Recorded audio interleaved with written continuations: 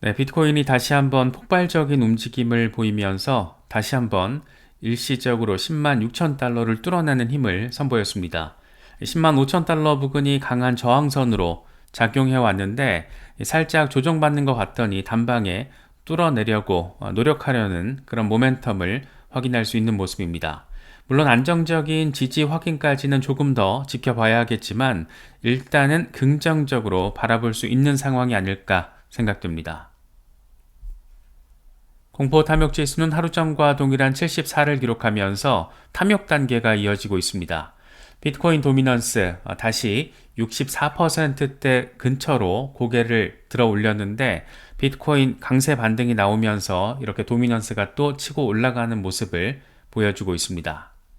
비트코인이 다시 10만 6천 달러를 돌파한 것은 단순한 숫자 이상의 의미를 지닌다라고 할 수 있을 것 같습니다. 많은 애널리스트들은 이걸 강세장의 중간 국면 진입 신호로 해석을 하고 있는데 현재 비트코인은 장기 사이클상 강세장의 중반부에 위치해 있고 아직 이번 사이클의 정점에 도달하지 않았다, 이런 분석들 요즘 많이 나오고 있습니다. 가격이 이미 크게 올랐지만 과거 주기들을 볼 때 아직 상승 여력이 남아 있다라는 겁니다. 심지어 앞으로 몇 년 안에 비트코인 가격이 20만 달러 이상 충분히 넘을 가능성, 빠르면 올해 연내 가능하다, 이런 가능성들 거론되고 있지만 그 과정에서 30% 안팎의 조정과 같은 큰 출렁임도 등장할 수 있기 때문에 물론 방심은 금물이라고 할 수 있습니다. 분석가 닥터 프라핀 역시 비트코인의 기술적 지표들을 근거로 여전히 우리는 강세장 한가운데 있다, 이런 견해를 강조하기도 했습니다. 이 양반은 특히 황금 지지선, 이 골든 서포트 라인만 잘 유지가 된다라면 약세장으로 돌아설 일은 없다라고 강조했는데 실제로 9만 7천 달러 부근의 강력한 지지와 10만 7천 달러 선 돌파 여부를 주시하면서 이것만 잘 지켜내면 다음 랠리로 이어질 수 있다라고 전망하고 있습니다. 그래서 정리하면 현재 비트코인의 흐름은 단기 조정이 있더라도 큰 추세는 상승 국면이다, 여기에 무게가 실리고 있는 그런 모습입니다. 그렇다면 객관적인 데이터는 이런 낙관론들을 뒷받침하고 있는 걸까? 먼저 옵션 시장 상황을 보면 투자자들이 예상보다 침착한 태도를 유지하고 있다는 것을 느낄 수가 있습니다. 일반적으로 급락이 우려될 때는 풋옵션 수요가 급증하지만 최근 비트코인 60일 만기 옵션의 풋콜 스큐 지표를 보면 마이너스 4% 수준까지 떨어져서 중립에 가까운 상태를 보이고 있습니다. 수치가 마이너스라는 것은 콜옵션, 즉 상승에 베팅하는 수요가 약간 더 높다라는 것을 의미하는데 이건 시장 참가자들이 10만 달러 수준의 지지를 꽤 신뢰하고 있고 극단적 하락에 대비한 과도한 해칭을 하고 있지 않다라는 것을 의미합니다. 그래서 옵션 가격 자체가 오히려 할인돼서 거래가 될 정도로 투자자들이 패닉 없이 느긋하게 지켜보고 있다라고 바라볼 수가 있습니다. 또 한 가지 주목할 만한 점은 단연 기관 투자자들의 자금 흐름입니다. 지난주에 미국 현물 ETF, 비트코인 ETF들로 대규모 순자금 유입이 포착이 됐는데 예를 들어서 현지 시간으로 5월 14일 단 하루 동안 3억 1956만 달러, 우리 돈으로 4천억 원에 달하는 거액이 비트코인 ETF로 들어왔습니다. 전날에는 1억 달러 가까운 자금이 빠져나가기도 했었는데 하루 만에 흐름이 완전 뒤집혀진 겁니다. 이렇게 기관 투자자들이 가격 조정 국면에서도 꾸준히 매수세를 넣고 있다는 것은 현재 랠리가 단순한 개미들의 광풍이 아니고 이 탄탄한 자금 지원을 받는 추세적 상승일 가능성을 보여주는 부분이라고 할 수가 있습니다. 물론 단기적으로는 ETF 자금이 빠져나가는 날도 있어서 변동성을 유발할 수도 있지만 전반적인 흐름은 큰손들은 비트코인을 계속 담고 있다, 이 정도로 요약할 수 있는 모습입니다. 그래서 종합을 하면 비트코인이 10만 달러를 회복하고 10만 5천 달러 저항선까지 뚫어나는 모습을 보이고 있기 때문에 이런저런 시그널들을 고려할 때 강세 사이클의 전환점이자 새로운 국면의 시작일 수도 있지 않을까, 그런 생각 정도는 할 수 있을 것 같습니다. 특히나 기술적 지표들도 건강한 조정 속 강세 지속 신호를 보내고 있어서 거시 환경도 미중 갈등 완화 또는 인플레이션 둔화 이런 호재성 재료들이 뒷받침하고 있는 그런 상황입니다. 따라서 이번에 10만 7천 달러까지 온전하게 돌파하고 지지를 받아준다라면 이 사상 최고가 갱신에 대한 기대감은 상당히 더 아주 빡세게 커질 것으로 전망할 수 있는 상황입니다.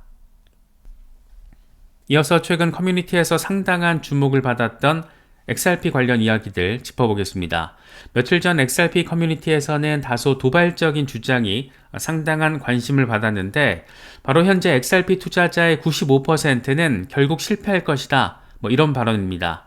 이런 다소 살짝 도발적인 발언을 한 인물은 대표적인 XRP 빠돌이 가운데 한 명인 에드워드 파리나였습니다. 사실 알고 보면 이 양반의 주장은 XRP 투자자들을 향한 일종의 조언이면서 동시에 경고였다라고 볼 수 있을 것 같습니다. 파리나는 최근 자신의 영상을 통해서 XRP로 부자가 되는 방법은 거창한 기술이나 단타 매매가 아니라 그저 담대하게 오래 들고 가는 것이다. 이렇게 강조를 했습니다. 예를 들어서 데이 트레이딩이나 스테이킹 또는 XRP 레저 기반 민코인 도박 같은 이런 걸로 한 방 노릴 필요가 없고 큰 돈을 한 번에 몰빵할 필요도 없다라고 말했습니다. 격한 변동성 속에서도 겁먹지 말고 계속 보유하는 용기만 있으면 된다라는 겁니다.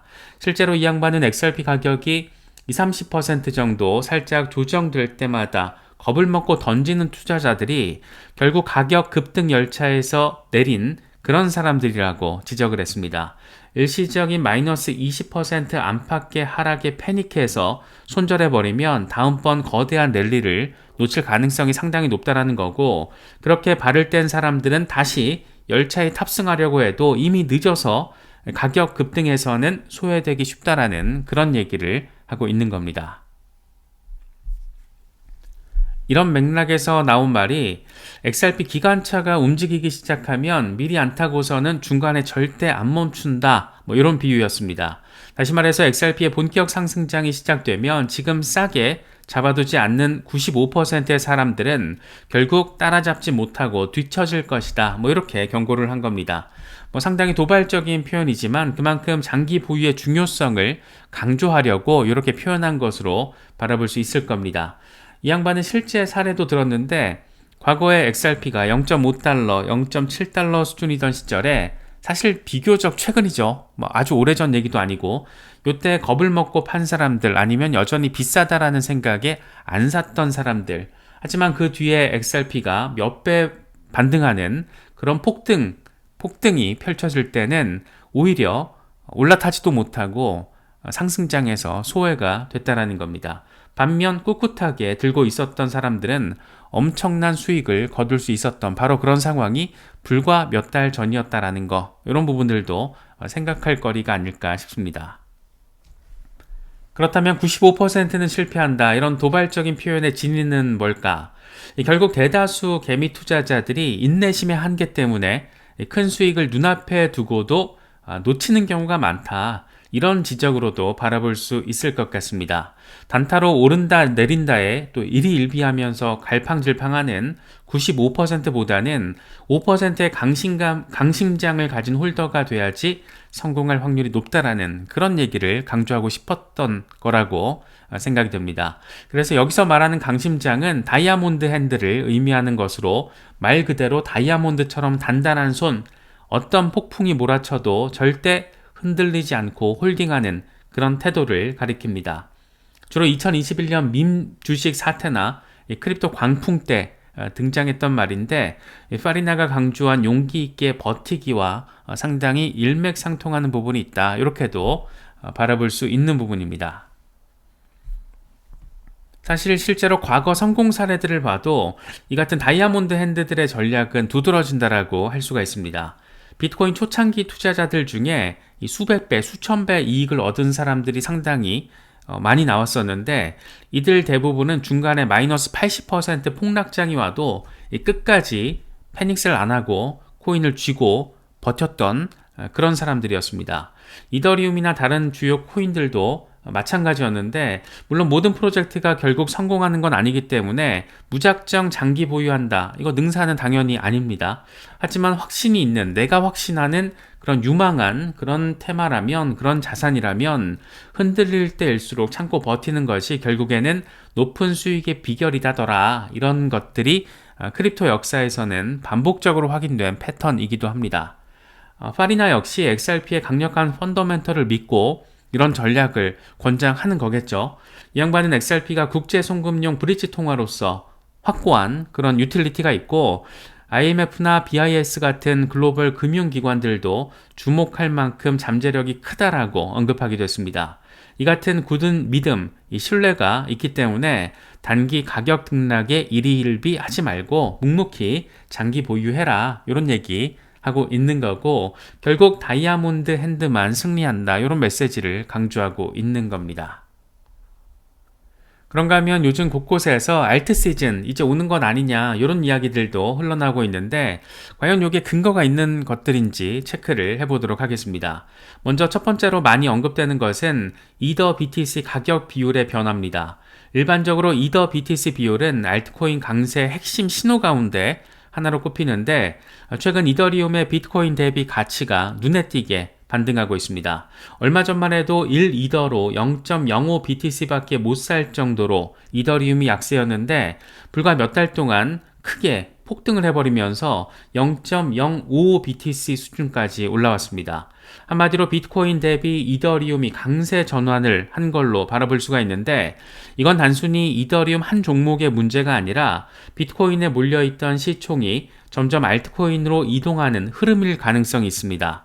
과거 사례들을 보면 비트코인 도미넌스가 정점에 달한 뒤에 빠지기 시작할 때 알트코인들이 상대적으로 급등하는 경향이 있었고, 지금이 딱 그 전환 시점, 이 전환 시점일 가능성이 있다, 이런 얘기로 이어지고 있는 겁니다.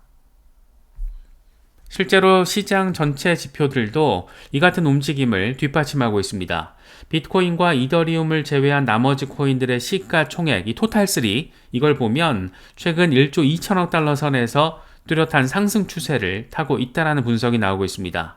암호화폐 분석가 트레이더 트레이디그레이드는 토탈3 차트를 분석을 해서 이보다 더 완벽한 상승 패턴은 드물다라고 평가를 하며, 본격적인 알트코인 시즌 돌입이 임박했다, 이렇게까지 주장하기도 했습니다.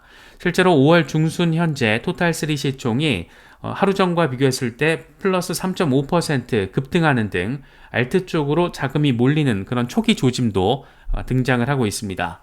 이처럼 알트판으로의 돈 흐름이 감지된다는 것은 머지않아서 알트코인들이 비트코인 대비 연달아서 급등하는 그런 전형적인 알트 시즌 현상이 펼쳐질 수 있다는 것을 시사합니다.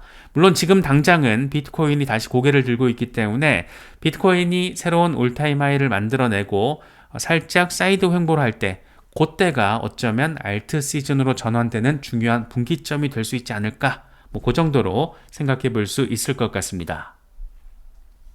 여기에 더해서 알트코인들의 거래량도 왕성해지고 있고, 특히나 USDT나 USDC 같은 스테이블 코인과의 거래상에서 알트 거래량이 폭증하며 알트 시즌의 전조에 해당한다라는 그런 분석도 나오고 있습니다. 실제로 요즘 솔라나, 리플 등 이 대형 알트코인들의 일일 거래 대금이 급증하고 있고, 이더리움 역시 최근 엄청난 폭등을 보여주면서 분위기가 사실은 간단치는 않습니다. 또 페페 같은 밈코인도 한 달 동안 90% 이상 급등하는 등 이 투기적 알트에 대해서도 불이 붙는 그런 모습까지 포착이 됐습니다. 그래서 이런 투자 심리의 확산은 알트 시즌의 단골 손님이라고 할 수 있어서 이런 알트 시즌에 대한 기대감을 더 부추기는 그런 재료들로도 바라볼 수가 있습니다. 구체적인 예시를 좀 보면 5월 16일 기준으로 이더 BTC가 대략 0.055까지 상승했는데, 이건 24시간 만에 1.8% 오른 수치입니다. 같은 기간 솔라나는 4.2%, 카르다노는 3.7%, 각각 달러 대비 상승하는 등 주요 알트코인들이 전반적으로 비트코인 상승률을 앞지르는 흐름을 보였습니다. 이런 모습은 시장의 자금이 회전되고 있다는 것을 보여주는 신호로 바라볼 수가 있고, 이전까지는 비트코인에 쏠려있던 관심과 자금이 슬슬 알트 쪽으로 들어올까 말까, 들어오고 있는 것 같은데 이런 분위기로 바라볼 수 있는 겁니다.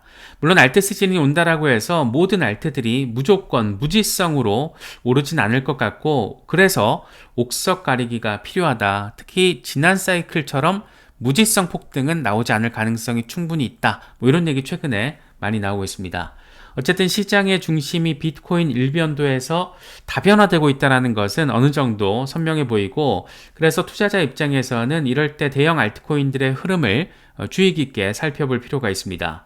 이미 이더리움 같은 경우에는 최근에 팩토럴 업그레이드가 단행이 됐고, 각종 레이어2 서브넷 확장 등 기술 호재도 이어지고 있어서 알트코인에 대한 투자 심리가 개선될 그런 기본 토양은 충분해 보이기도 합니다. 그렇다면 이런 시장에서, 이런 분위기에서 우리 같은 개미 투자자들 어떻게 대비를 해야 될까? 우선 큰 흐름이 강세라고 해서 무조건 낙관적인 어떤 기대감에만 빠지면 상당한 곤란에 처해질 수가 있습니다. 앞서 짚어본 닥터 프라핏은 강세장 중에도 30% 이상의 조정은 충분히 올 수 있고, 또 뉴스 하나에도 출렁이는 게 크립토 시장이다, 이런 부분들 강조하기도 했습니다. 따라서 리스크 관리는 언제나 필수라고 할 수 있고, 분할 매수와 분할 매도, 그리고 자기만의 손절 기준을 세워놔야지 뜻밖의 상황에도 대응할 수가 있습니다.